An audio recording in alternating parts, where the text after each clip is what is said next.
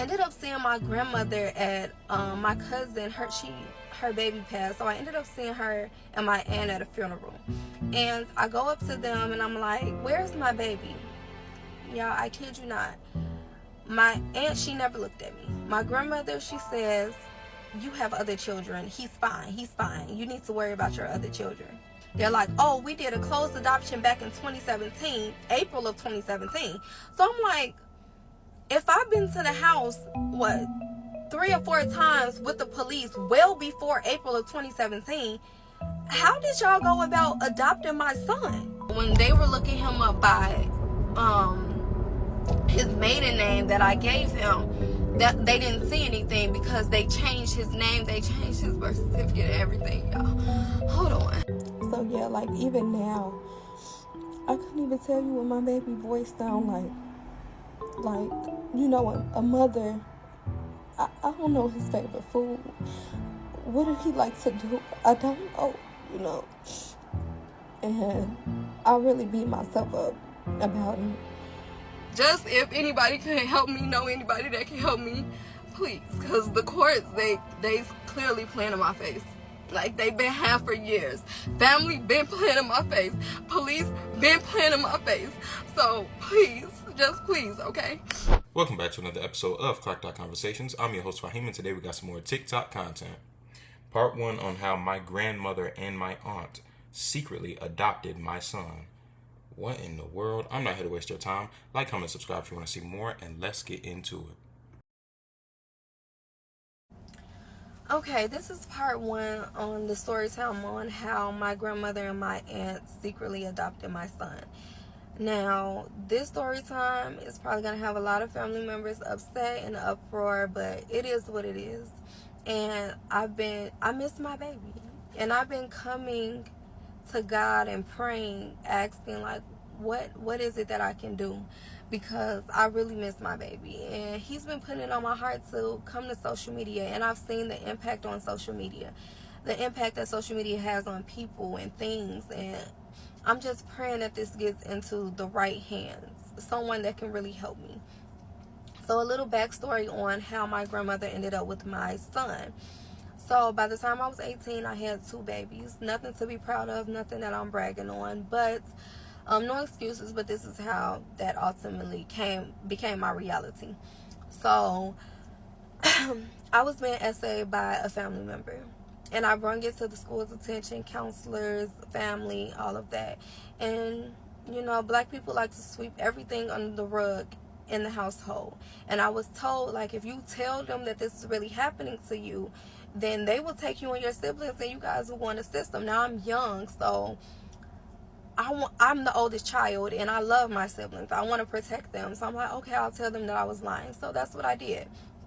But then seeing this family member around constantly and everybody just acting like this never happened to me and we're one big happy family, I started running away.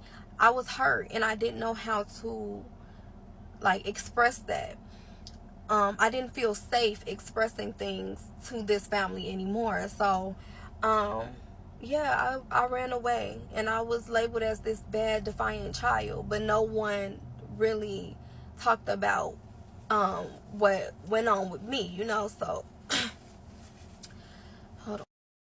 So yeah, like I said, I ended up running away and I met a much older guy, and I ended up getting pregnant by him at 16. I had my baby at 17, and a few months after having my baby, we ended up moving to another state. When we moved to another state, it was a very toxic environment for me. I ended up finding out I was pregnant again. And I was just ready to come home. It was too toxic. So I came back home, but my mom, she's always been a single mom. So we moved a lot. I can't really name a time where we lived in the house for like more than a year or 2. Like, we moved a lot. So when I came home, my mom, she was living with a friend. And so that, I'm like, okay, me coming home with a small baby and then pregnant again, it was like putting an extra load on her. And so a few months after that, I ended up meeting my now husband and just telling him everything that I was going through. or whatever. And when I told him, we were talking for a few months, and he's like, why don't you just come live with me and my family? Like, that'll give you like a stable place to be with your babies. So I'm like, okay. So a few months after moving in with him and his family, I ended up having my baby, and I was now 18. And we ended up filing taxes like a couple months later or whatever. And my mom is like, hey, how about you guys give me half on this house that I found? Like, it's X amount of bedrooms. You guys can have the whole basement. It has a bathroom and a bedroom in a basement. You guys give me half. We can split the bill. So we're like, okay, yeah, that's stability. It'll help everybody. So we ended up giving her half of the taxes. Now, we gave her half of the taxes. She ended up getting a 2-bedroom apartment. When she got the 2-bedroom apartment, it was just her and my 3 younger siblings on the lease. My sibling right under me, he ended up moving in with my grandmother. So now my husband, he was pissed, and I understand him now. So we got into a real big argument. We ended up breaking up. So now I really didn't have anywhere to go.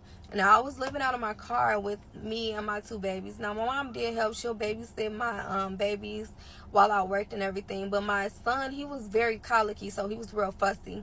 So one day she ended up bringing him to my job. Like, I can't do it. He's super fussy. I'm too old for this. So she dropped him off at my job. Ultimately I ended up losing that job at Wendy's, and right after losing my job, I lost my car. So when I lost my car, I ended up reaching out to my grandmother, and I just explained to her everything that was going on. And my grandmother's like, oh yeah, you and the babies could come here. And my cousin ended up taking me over there. Now the next morning, my grandfather, he comes down the stairs like, I don't know what your grandmother told you, but this is not a homeless shelter. Like, you guys cannot stay here. And I think it's maybe because my brother was already there. Then I was coming there with 2 kids. It was just a lot. So I ended up calling my kids' father on their father's side. My kids' grandmother on their father's side. And she's like, oh, I can get the older baby or whatever. And so I'm like, okay. So she got the older baby. And then my grandmother ended up having a conversation with me like, hey, me and your mom did this before. I can take your son, let you get yourself together, and then you can just come back for him. You can see him whenever you want. Just get yourself together. So I'm like, okay, cool. So I drop my son off over there. Now I'm seeing them regularly, my daughter and my son. And fast forward to me getting myself together, my other aunt ended up helping me get a place downstairs from her. So September 3rd is 2016. That's the last time I seen my son. I will never forget that day. Like, that was the last time I was able to see him. On that day, I was telling my grandmother, like, hey, my aunt, she helped me get a place downstairs from her. I got a car, I got a job. Now me and my now husband, we ended up getting back together. So he helped me get the place. We got a car, we got a job, we fully furnished the place. And I was telling her that I was coming back to get him. So, things just ended up getting really weird once I told her that. So fast forward to like November, I was fully moved in, and I'm like, hey, I'm coming back to get him. Nothing. I'm not hearing anything from her anymore. So I ended up going down there. Me and my husband went down to her house with the police because I started to get concerned. And we went down there with the police. It was just like a wellness check, and they didn't answer the door. So I ended up telling my best friend and her family what was going on. And they're like, no, we're going back with the police. So it was myself, my husband, my best friend, her mom, and her grandmother. They came with me to her house with the police. So when we got there, my granddad, he was very upset. Like, get the F off my lawn and blah, blah. So the police ended up making us sit in the car down the street. So when the police came back to the car, they're like, oh, this is a civil matter now. They have temporary guardianship. So I'm like, yeah, me and my grandmother, we signed the temporary guardianship, the 1-year temporary guardianship, so she can have him in daycare and everything because my grandmother still worked. He's like, no, it's court order. You have to go to the court. So the temporary guardianship that me and my grandmother ended up signing at the currency exchange, she took it to the courts. So now it was like a legal court document, and that was never in the plan. Okay, so me and my husband, we ended up going to the courthouse. Now I didn't know. I was explaining to them what was going on. They're like, hey, we can let you see this judge. So they let me see the judge, and she was very nasty. She's like, oh, you're pregnant again, you're a young poverty mom, you don't think that it's best that this child stays where he is? And I'm like, no, because the agreement was for me to get myself together and then come back for my baby. So you need to seek legal counsel. You need to seek legal counsel. Okay, so come back for part 2 of how my grandmother and my aunt secretly adopted my son. Okay, this is part 2 of how my grandmother and my aunt, they secretly adopted my son. So yeah, the judge, she was just telling us like, oh, you guys have to seek legal counsel. Now, remind you, me and my now husband, we were making minimum wage, okay? So we were struggling. We already had children, and so we did reach out to multiple lawyers. Some lawyers, they were very dismissive, like, if that's the case, and you can go and get your baby if it was just temporary guardianship, right? And by this time, the year for the temporary guardianship has already been up. A lot of lawyers, they like, the prices were just ridiculous. Like, it was crazy for us. Nothing that we could afford at the time, right? So, I ended up, so my son, he could see anybody in the family but me, right? Me and my children. So my cousins and their children always go see him, So it was just weird to me, like, what is really going on? So fast forward, I ended up going to nursing school and everything, just trying to get in a better position so I can afford to get a lawyer, get an attorney. And when I did contact an attorney that was like affordable, she was just telling me like, I see nothing in the court saying that they have any type of guardianship, custody, anything. Like, you can go and get your baby. So now I'm just getting to run around with everybody. Like, the police is telling me like, ma'am, we've been here before. We told you that it's civil. But then I have the court saying seek legal counsel, but then I have legal counsel telling me like, just go get the baby. So now I don't know what to do. I ended up seeing my grandmother at my cousin, her baby passed, so I ended up seeing her and my aunt at a funeral. And I go up to them and I'm like, hey, like, where's my baby? Yeah, I kid you not. My aunt, she never looked at me. My grandmother, she says, you have other children. He's fine. You need to worry about your other children. So now I'm just like, huh? Like, where is this energy coming from, right? So, fast forward, me and my husband, we ended up getting married. And my mom, she was in contact with my grandmother, and she was like, hey, she's getting married. Can you bring the baby to the wedding? So she's like, oh yeah, he's gonna come. So I ended up getting him a full outfit and everything for her to show up without him, right? And her thing is, oh, your aunt isn't ready to talk right now. So now she's starting to throw my aunt in the mix, like, oh, you guys need to have a conversation. She's not ready to talk right now. She's not ready to have a conversation. But if the agreement was between me and you, what does she have to do with when I can see him? What do me and her need to have a conversation about, right?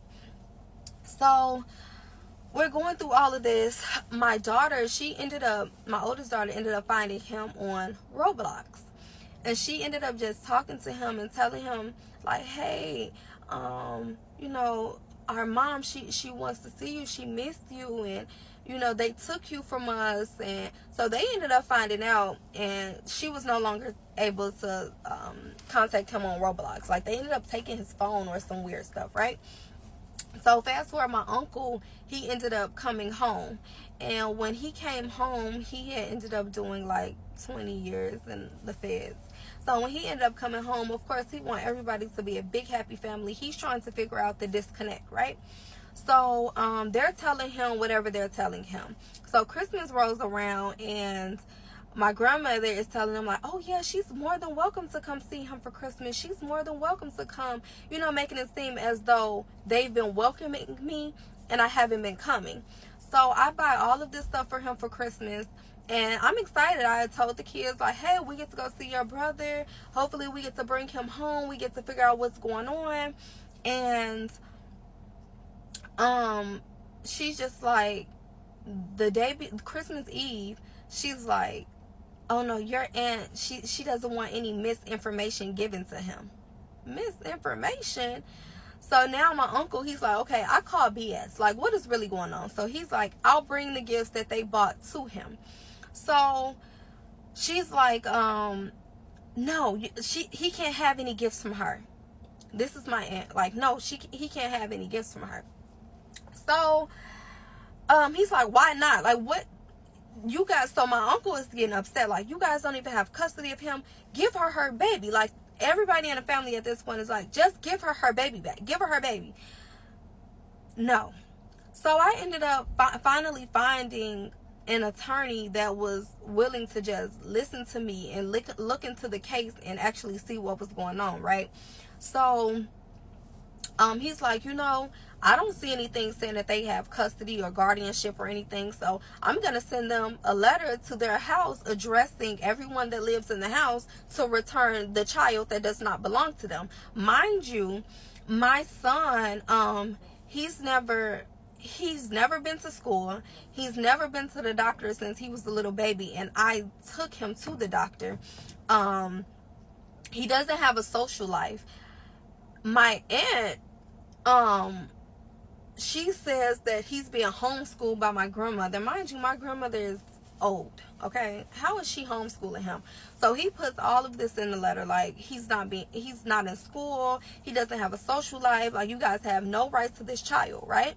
So my grandmother and my aunt, they ended up calling my uncle, and they're pissed. They're like, how could she do this to us, and she's harassing us, and I adopted him. Now this is where the whole adoption thing come in at, right?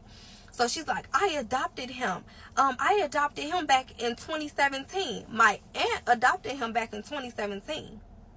So I'm telling my uncle, like, no, they couldn't. How can they adopt a kid without the mother?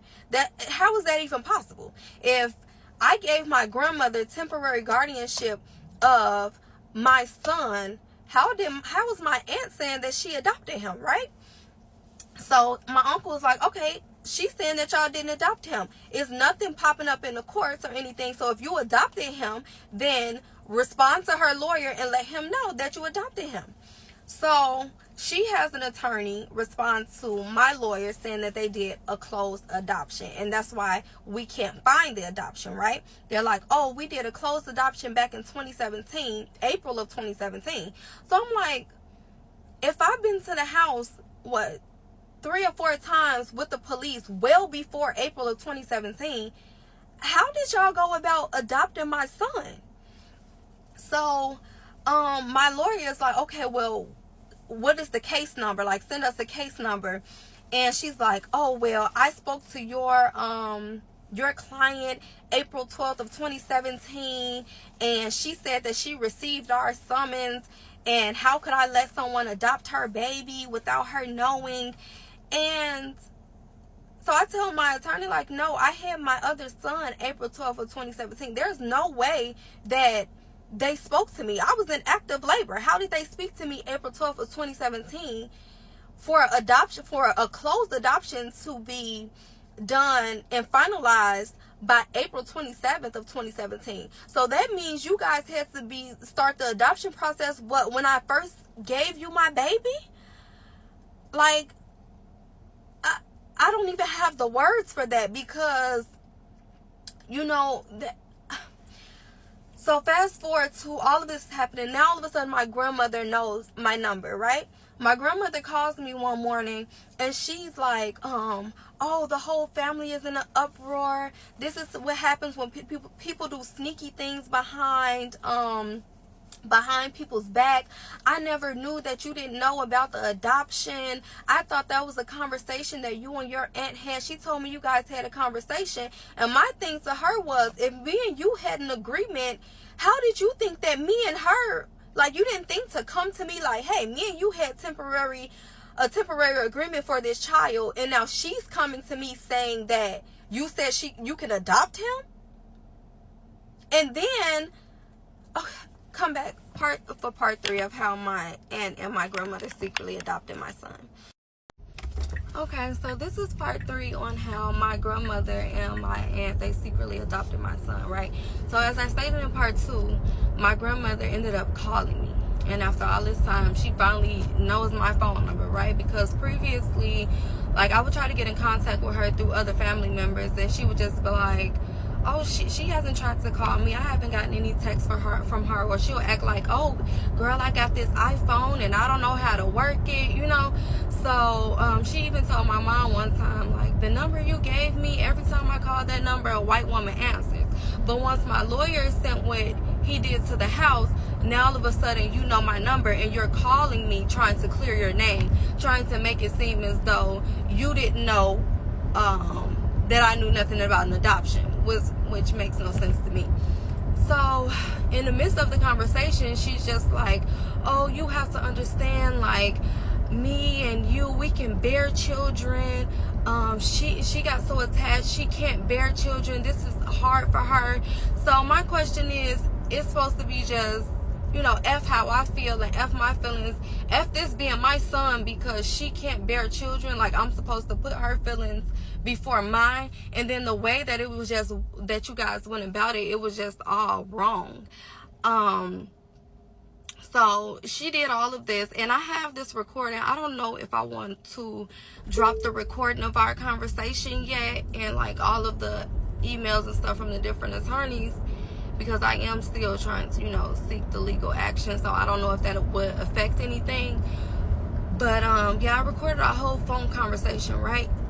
So remember I told you guys that she had an attorney contact my lawyer saying that they spoke to me April of 2017, and I said I received the summons and the court date for the adoption, this and that. And after my attorney had ended up telling them, like, no, she was in active labor, there's no way you guys spoke to her, that attorney went ghost. Like, we have not heard from that adoption attorney since. And it is like a private adoption firm. It's like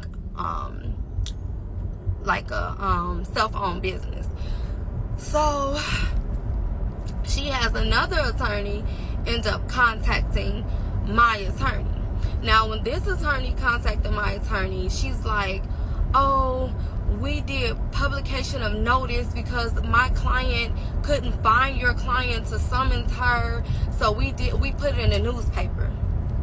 So you're telling me that you guys couldn't find me and put an adoption in the newspaper, but previously the lawyer is saying, like, oh, she spoke to me. So which is it? Did you speak to me, or did you have to put it in the newspaper because you couldn't find me? And then saying that you couldn't find me is complete BS, because my grandmother, she's still in full contact with my mother, whom we both speak to every day. My brother, which I mentioned earlier, he lived there. I was in full contact with my brother every single day. So how could you not find me? After I was, and if you wanted to summons me, I came to your house with the police multiple times. You could have summoned me then, correct? But no, you guys, you tried to do it behind my back to make sure the stuff went in your favor, right? So my whole thing to my grandmother was, it was just like, there's no way as a grandmother that you let this go on. Like, my agreement was always with you. So to let another person come in and just completely take over the situation and tell you something totally different, it just breaks my heart. And then over the years of me trying to reach out and trying to contact you guys, and you didn't want anything to do with me, and now it makes sense because you guys did this closed adoption. Now, a closed adoption, you can't be in contact with the biological parents, so that makes sense as to why they always made it seem like they didn't want me around, or they didn't want to speak to me directly, right? But they would ask other family members like, oh, she graduated nursing school, oh, she bought a house, oh, what is she doing over there, like what does she have going on, you know? So you guys made it seem to even to go deeper into the situation, they even spread rumors throughout, like, the family. My family, we're very divided as a family, okay? So you got these people over here, you got these people over here. So, like, the people that I didn't talk to regularly, they even told them I was on drugs, and I told them I didn't want my baby anymore. Just a whole, so all of this stuff is now coming out now that we're taking legal action, right? And hold on. So my aunt that ended up adopting my son, she was one of my favorite people in the world, okay? Like, man, she was, so I would have never expected this from her. And it just breaks my heart to know that you guys, they literally plotted on me from day one.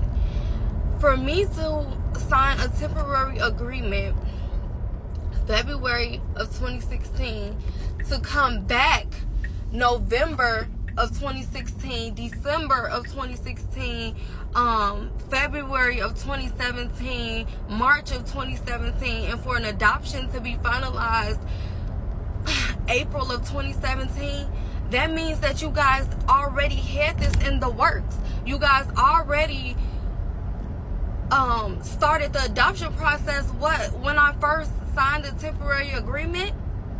And then to clear something up, I know someone commented like, oh, you said that you did the temporary agreement for him to go to school. So when I did the temporary agreement, he was a little baby. He was only like a couple months old, okay? So that was for daycare. Once the temporary agreement was up and he was school age, I guess they just never put him in school. I'm not sure the reasoning why. So yeah, my lawyer, he ended up like, okay, he ended up filing what he needed to file so that we can go to court and everything. And we went in front of a judge, and she's like, okay, before I open the adoption back up, so she confirmed that it was definitely a closed adoption. So that was the reason why anytime I went to the courthouse with the house with the police, that we couldn't see anything because the adoption was closed, and you need access from like a judge or something to be able to access that file. And then they ended up changing his name. So when they were looking him up by his maiden name that I gave him, that they didn't see anything because they changed his name, they changed his birth certificate and everything, y'all. Hold on. So yeah, they ended up changing his birth certificate and everything. Now, I'm still not sure of when they actually filed for the adoption or anything. Yeah, all of that is still unclear. I know some people were saying like, I can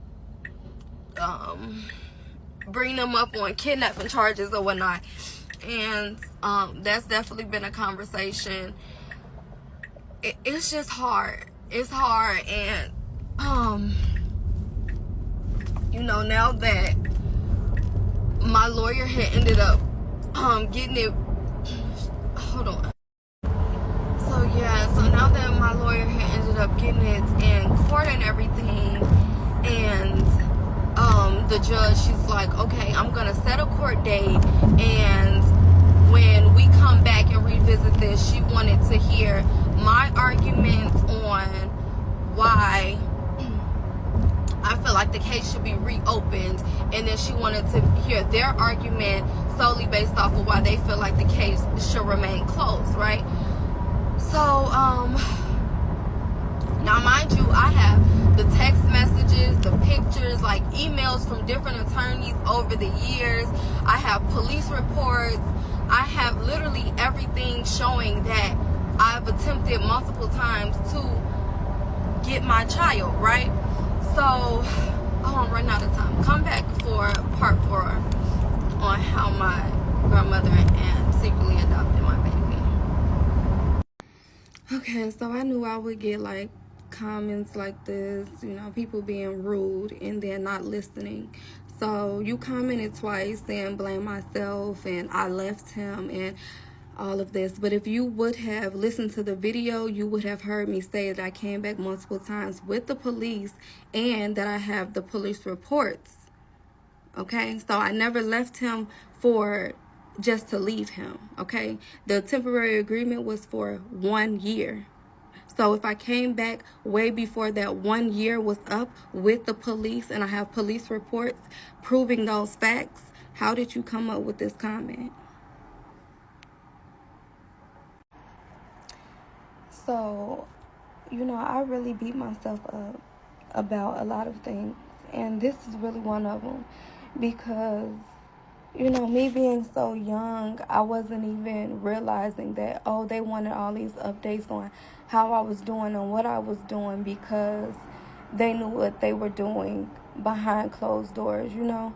And I just feel like the minute I told them that I was like fully back together, I shouldn't have.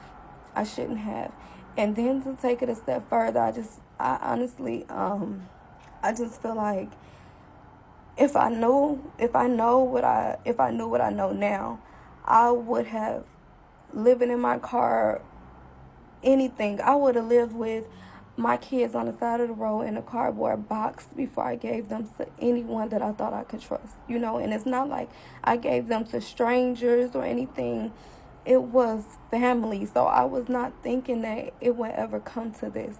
And then to constantly just be given a runaround and no real answers, man, this is like one of the only things I regret in life. Like this right here is like something that I pray every day, and I just be like, why? Like, why didn't I just struggle with my babies? You know, why? Even if that meant sleeping in a car in the dead winter, at least, you know, I'll still be able to hug him, talk to him. Like, hold on. So, yeah, like, even now, I couldn't even tell you what my baby voice sound like. Like, you know, a mother, I don't know his favorite food. What did he like to do? I don't know, you know. And I really beat myself up about it. And it's something that I really wish that I could just go back and undo. Because I was reaching out for help, but everybody had their own motives in the end, and I'm the one hurting the most now, you know. And no one's taking that into consideration. Everyone has their opinions on what I should have did, what I could have did. Yeah, I was 18. When this happened. You know, I was still trying to navigate through life. I'm not real close to my dad's side. All I have is my siblings, and they're younger than me. So I'm trying to navigate through life and understand what's going on. You know, just trying to become a young woman on top of going through all of this. And, man, if I could go back, like, this is one of my biggest regrets. One of my biggest regrets for sure. But I'll be posting part 4 real soon. On my lunch break, y'all, I have to go to work now. Yeah, I'll be posting part 4 on my lunch break, and then I'm praying that'll be the last part, and I'll log out of TikTok. But yeah, thank you guys for the kind words and everything as well. I really do appreciate that. You know, finally feeling like I'm being heard, like someone even care about what's going on, even the advice. Like, I'm taking everyone's advice. This is my first time living this life. Please have a little grace on me, please. Okay, so everyone has been asking for a part 4, right? But this is an update. The update is we were supposed to have a court hearing, and they did it without me. They forgot to notify me. So They had a court hearing, but I wasn't there. I don't know what happened at the court hearing.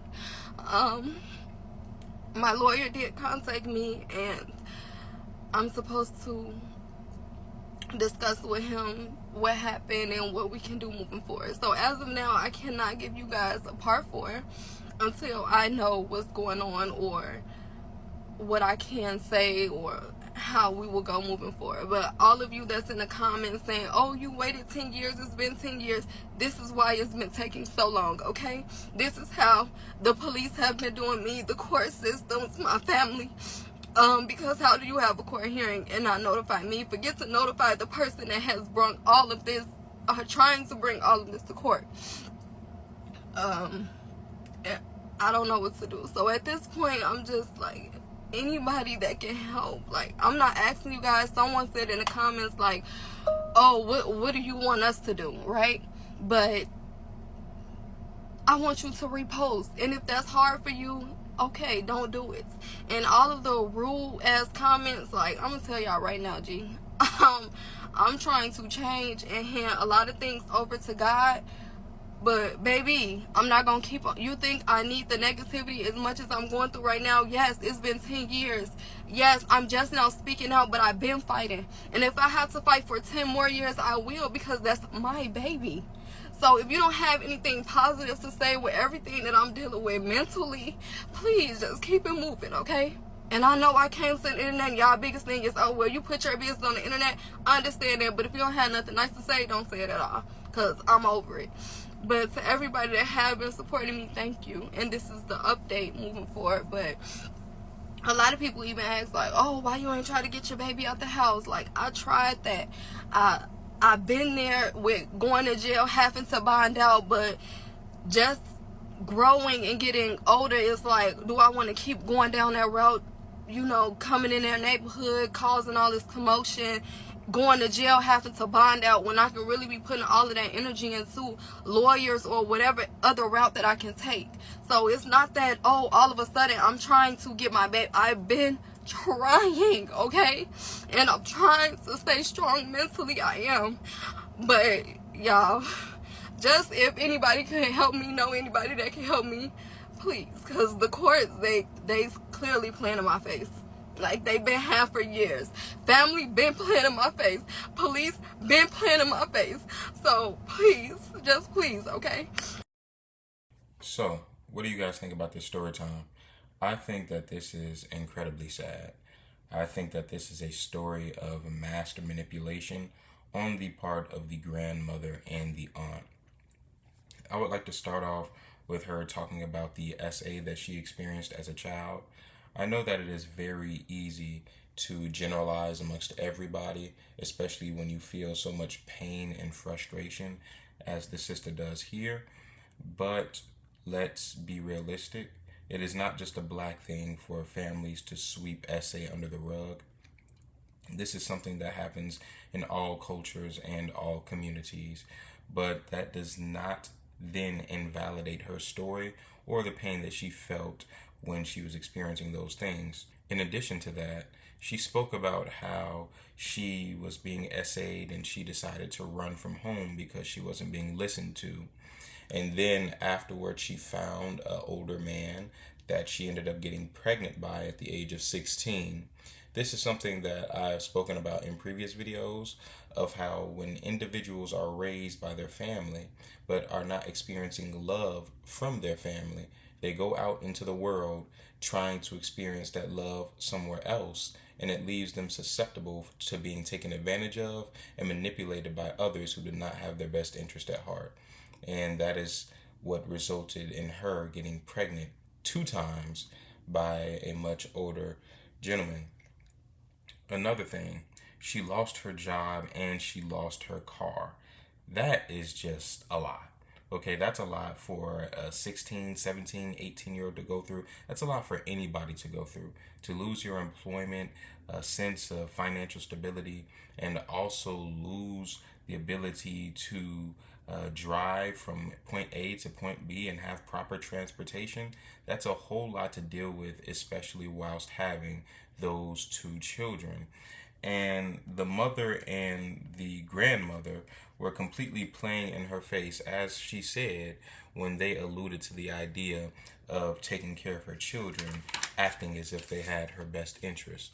Furthermore, she talked about how the children were moving all around and she had to go to numerous people, from the grandfather to different aunties and different family members, and taking the children to different places. All of these things just leave the children more vulnerable to the same SA that you experienced when you were a child. And it's very unfortunate because she was in a very, very tight spot where she lost all of the stability in her house and had to rely on the very family that had done her so wrong in her adolescence. And I just find it to be a very unfortunate situation to be in. Lastly, she talked about how she lost her son in 2016. That was the last time she had seen her son, I'm sorry. And then the closed adoption was apparently finalized in 2017. As she said, that is, I mean, they were playing in her face the entire time. They didn't have her best interest at heart. They were thinking about how they were going to keep that child away from her the entire time while they were in communication with her. And it's really sad that some people have such evil and wicked and depraved family members, for they are supposed to be the ones that take care of you. They're supposed to be the ones that cater to your feelings and emotions, especially your grandmother and your auntie. It's just incredibly sad. And I would also like to speak on the idea that the grandmother, or excuse me, the auntie, had said she is barren and that she cannot bear children. And so it's difficult for her to let go of her child. Yeah, that's insane. That's extremely inconsiderate. That's extremely bad, just to keep it a buck. I mean, how are you going to place your own trials and tribulations on top of her when it's her child? She has authority over her own child. She's the one that bore that child. She's the one that brought this child into the world. So she determines what happens to it. And it's crazy how the court system can sit here and decide whether or not you're fit to be a parent and whatnot. Don't get me wrong. There are situations where parents don't need to have their children. But this isn't one of those situations. And it is sad that the court, the police, and her family are giving her the runaround in terms of trying to take her children back. But let me know down in the comments below. Do you guys agree with me that she is doing all she can to get her children back, and that she should continue on trying to get her children back so that she can form that relationship, that connection, that bond with her long lost son? Or do you guys think that she should let things go and probably try another route of getting her children back outside of the court system and see how that works for her? Thank you for tuning into this Clacked Out Conversation. Like, comment, subscribe if you want to see more, and I will see you in the next one. Peace.